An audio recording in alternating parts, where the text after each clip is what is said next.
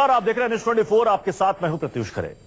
मोदी के एक मंत्री ने विवादित बयान दिया है। वो बयान मुसलमानों को लेकर है।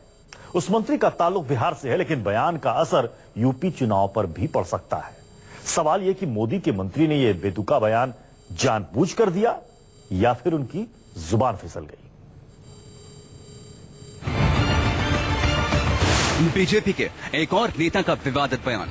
अल्पसंख्यक की परिभाषा पर फिर से चर्चा होनी चाहिए। मुसलमानों के अल्पसंख्यक दर्जे पर उठाया सवाल।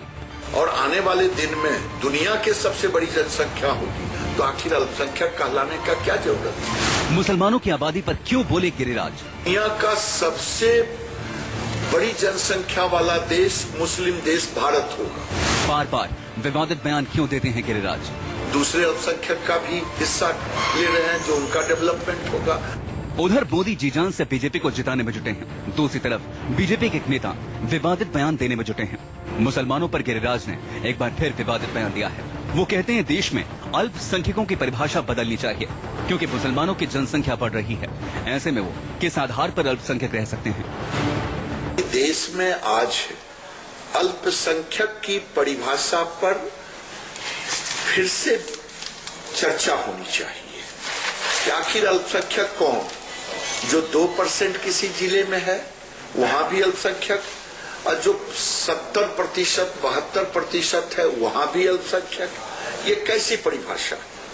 अल्पसंख्यक अगर इस देश में अगर सही माने में माना जाए तो बौद्ध, जैन, सिख ये लोग हैं। बिहार में बीजेपी के बड़े नेता गिरिराज सिंह पहले भी कई बार ऊट पटांग बयान देकर बीजेपी की किरकिरी करा चुके हैं। अपने विवादित बयान में वो आगे बोले, सही मायने में देश में अल्पसंख्यक मुसलमान नहीं बल्कि दूसरे हैं जिनका विकास जरूरी है। और अल्पसंख्यक अगर मुस्लिम समुदाय देश में इतनी बड़ी जनसंख्या में है और आने वाले दिन में दुनिया के सबसे बड़ी जनसंख्या होगी, तो आखिर अल्पसंख्यक कहलाने का क्या जरूरत है? दूसरे अल्पसंख्यक का भी हिस्सा ले रहे हैं, जो उनका डेवलपमेंट होगा, उनको उसकी राहत मिलेगी।